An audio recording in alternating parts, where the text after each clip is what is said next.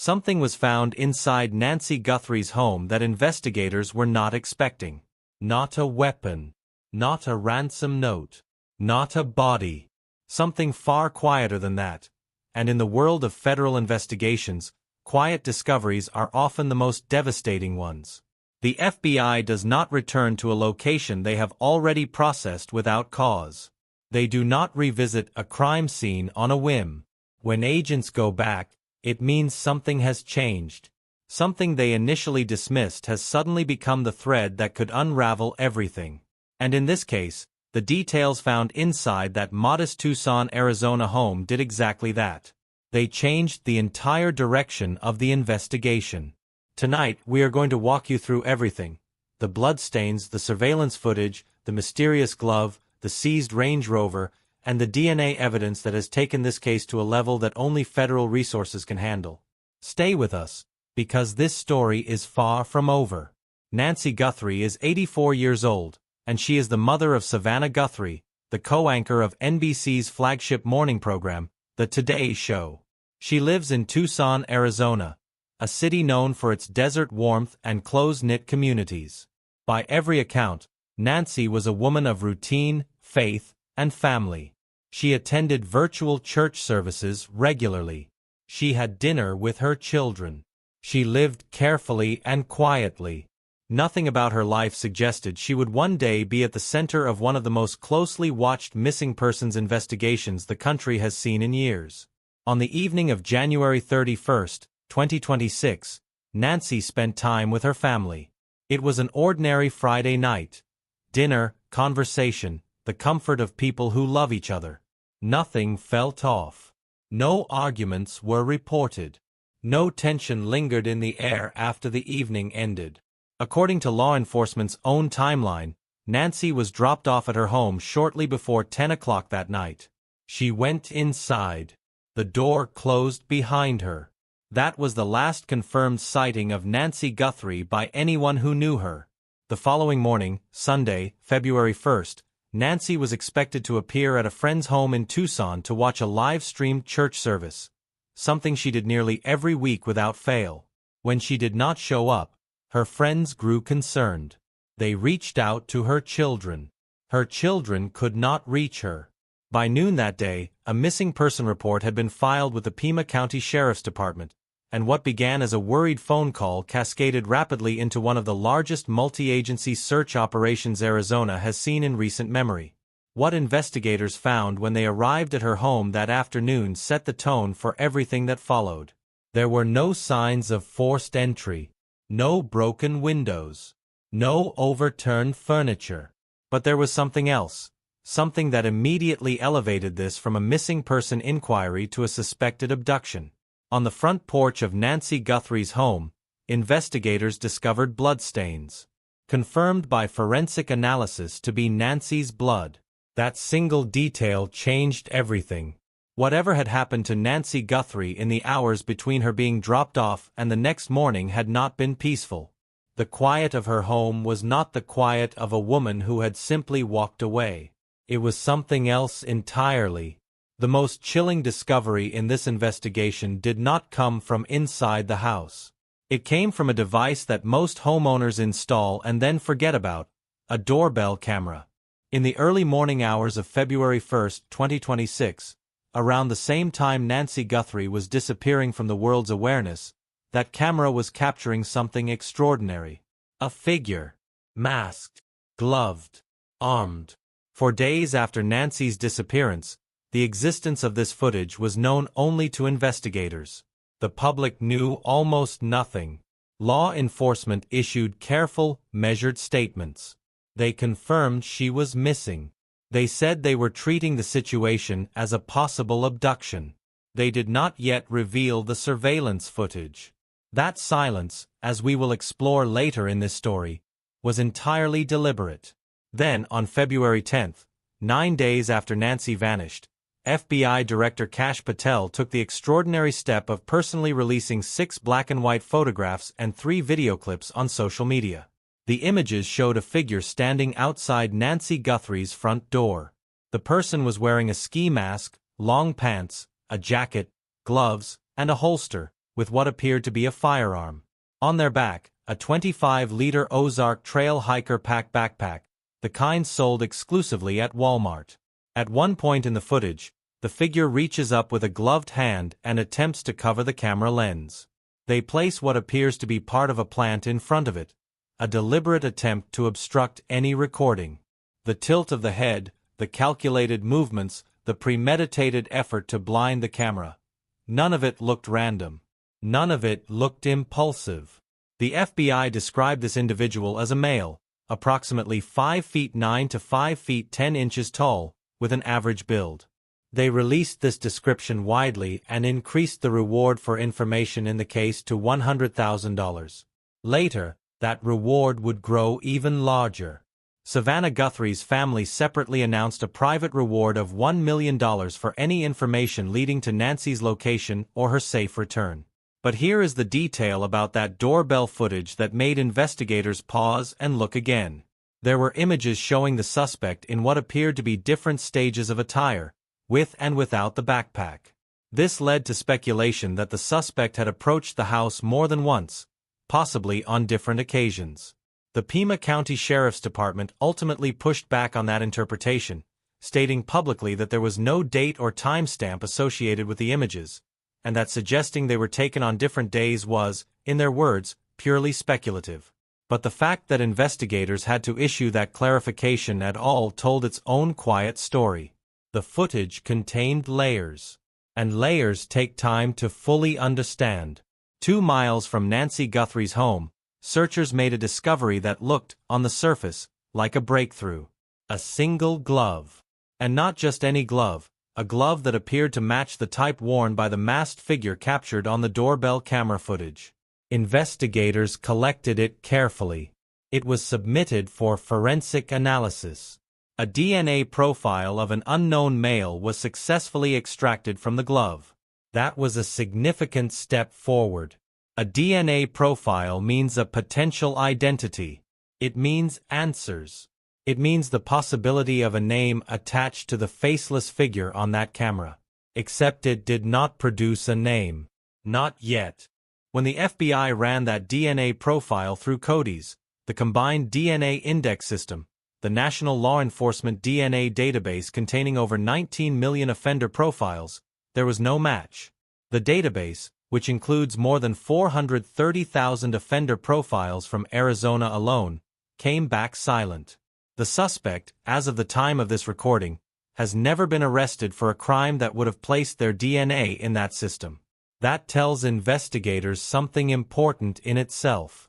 This is not someone with a conventional criminal history. This may be someone who has never been caught before, or someone who has been extraordinarily careful about never leaving a trace until now. There was also DNA recovered from inside Nancy Guthrie's home itself. Biological evidence that did not belong to Nancy, and did not belong to anyone known to have recently been inside that residence. That evidence was submitted for analysis as well. The results from CODIS. Again, no match. But the FBI was not done. They pivoted to a method that has cracked some of the most notorious cases in recent American criminal history. Investigative genetic genealogy, or IgG, is a forensic process that uses DNA from a crime scene not to search a criminal database, but to search publicly available genealogy databases, the kind of platforms that everyday people use to trace their ancestry. By identifying relatives of the unknown suspect through those databases, investigators can build a family tree and work backward toward a specific individual. It is the same technique that, famously, identified the Golden State Killer after decades of failure, and the same method that helped unmask Brian Kohberger as the killer of 4 University of Idaho students. The challenge in this case is that Nancy's home yielded what investigators described as a mixed DNA sample, meaning the genetic material belongs to more than one person. That complexity slows the process considerably. But investigators confirmed that IgG was already underway. And when IgG works, it works in a way that no amount of masking or glove-wearing can prevent. DNA does not lie. It does not hide behind a ski mask. It simply is. Here is what most people do not know about how federal investigations work. When the FBI finishes processing a location, they do not come back unless something has fundamentally changed. The return to a scene, the decision to reopen a location that was already collected, documented, and photographed, is not a routine step. It is a meaningful one. It says, in the language of investigation, that the first pass missed something. Or more precisely, that something new has made the first pass look different. In the Nancy Guthrie case, agents returned to her home. They came back without fanfare. No press conference. No emergency declaration. No dramatic announcement. They arrived, they worked, and they left. The quiet of their return was, in many ways, more unsettling than a flashing siren would have been. Because seasoned investigators do not return quietly to a scene they think is finished. They return quietly to a scene they believe holds something they are not yet ready to share with the world. What specifically drew them back? Based on reporting from multiple credible news organizations, including NBC News and Fox News, investigators were working to extract additional images from the back end of Guthrie's home security system. Images that had not been immediately accessible when the scene was first processed. The FBI's own statement confirmed that previously inaccessible footage was recovered from what they described as residual data located in back-end systems. That phrase is significant. It means the footage existed in a form that required technical forensic expertise to retrieve. It was not sitting there waiting to be watched. It had to be reconstructed, recovered, pulled from the digital infrastructure of the device itself. Modern home security systems store data in ways that are not always obvious. Footage that appears to have been deleted or overwritten can, in many cases, be partially or fully recovered by forensic technicians. The FBI has entire units dedicated to exactly this kind of digital recovery work. When those units go back to a location, it is because someone on the investigative team has a specific theory about what might still be there, and they are confident enough in that theory to justify the effort. The home, in this way, became something more than a crime scene. It became a witness. One that was still speaking, just in a language that required the right equipment to hear. The Nancy Guthrie case took a turn that placed it squarely in the jurisdiction of federal law enforcement for another reason entirely: ransom demands. In the days following Nancy's disappearance, multiple ransom notes began to surface. On February 2, Tucson CBS affiliate KOLD-TV reported receiving a letter demanding payment for Nancy's release. The letter, investigators noted, contained specific details about Nancy's home and what she had been wearing on the night she disappeared. Those are not details that a random person would know. Investigators took the letter seriously and shared it with the FBI, though they declined to publicly confirm whether it had been sent by whoever was actually holding Nancy. The following day, TMZ reported receiving an alleged ransom note demanding millions of dollars in Bitcoin, complete with a specific cryptocurrency wallet address and a deadline. Harvey Levin, the founder of TMZ, later claimed to have received a subsequent note stating, in essence, that the sender would not be communicating again. Multiple deadlines mentioned in these communications passed without resolution. Investigators were walking one of the most delicate tightropes in law enforcement, trying to determine which, if any, of these communications were genuine, while simultaneously protecting Nancy's safety, managing the family's emotional state, and pursuing forensic leads. A California man was actually arrested on federal charges during this period after he posed as one of Nancy's abductors and attempted to extort money from her family. That scheme, authorities confirmed, was entirely separate from the authentic ransom demands that investigators were still working to authenticate. Savannah Guthrie and her siblings released a video on February 7 that was widely interpreted as an attempt to communicate directly with whoever had their mother. In the video, Savannah said, "We received your message and we understand. We beg you now to return our mother to us so that we can celebrate with her. This is the only way we will have peace. This is very valuable to us, and we will pay." The language was careful. The message was measured. It was the kind of statement crafted not just for the public, but for a specific audience.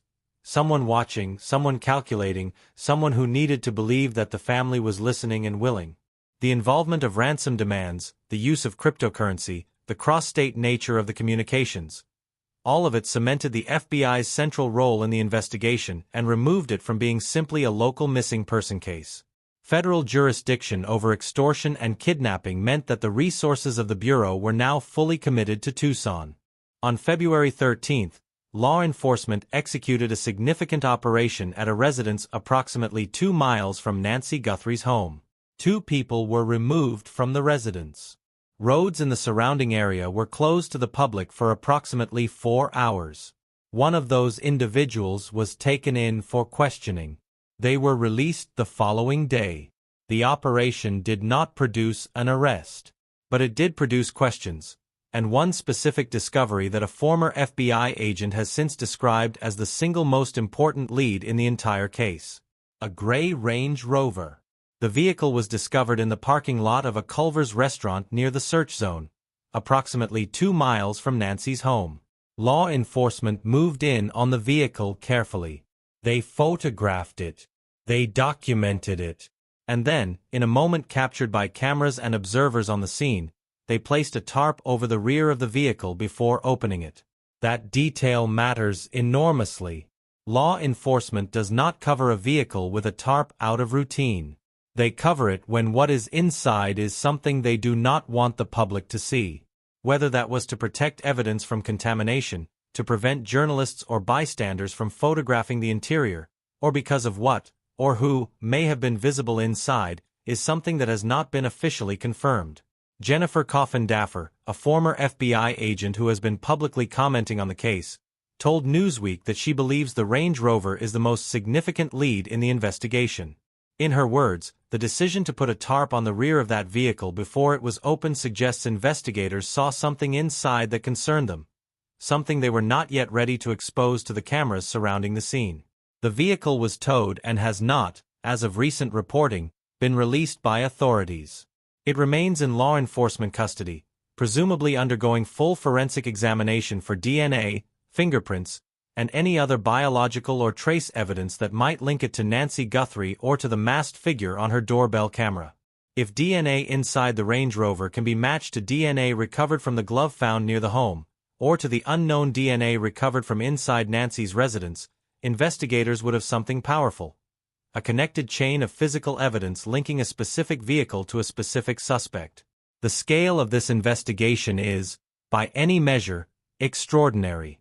Pima County Sheriff Chris Nanos confirmed that at the height of the search, approximately 400 investigators were actively working on the case, combing through thousands of tips and leads submitted from the public.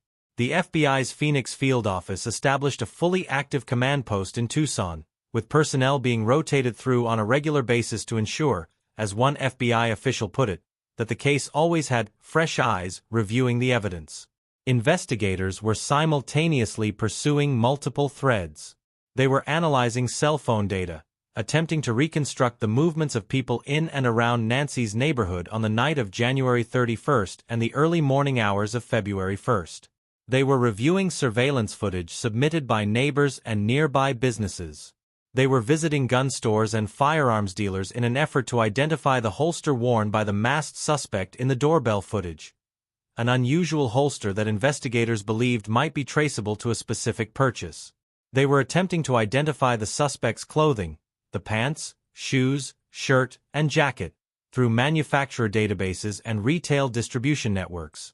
The backpack, the Ozark Trail 25-liter hiker pack sold exclusively at Walmart, was already publicly identified as a potential lead.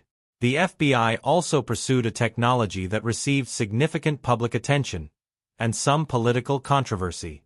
Reports emerged that law enforcement was using a helicopter equipped with a specialized Bluetooth detection device designed to search for the signal emitted by Nancy Guthrie's cardiac pacemaker.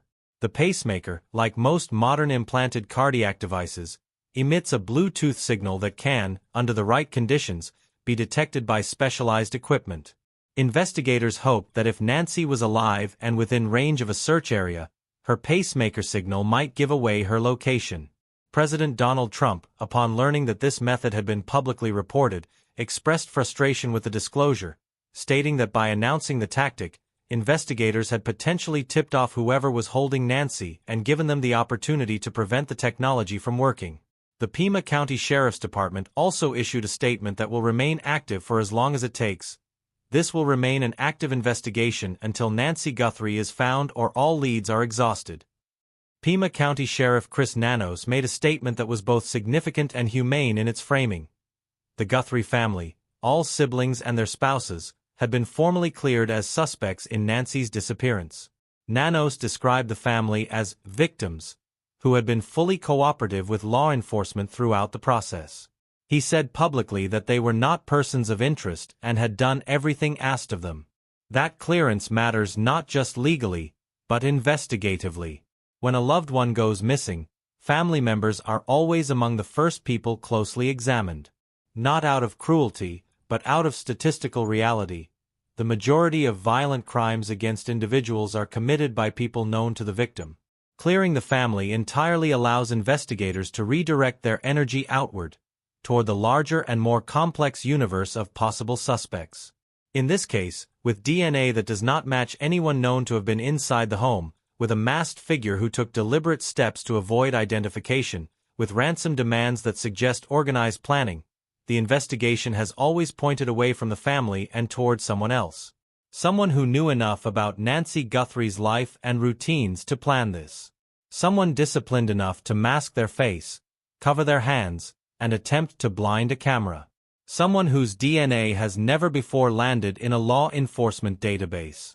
That is the profile investigators are building.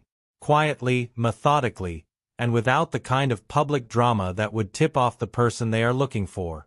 As the investigation entered its fourth week, something shifted in the public-facing posture of law enforcement. Updates became less frequent. Statements became more guarded.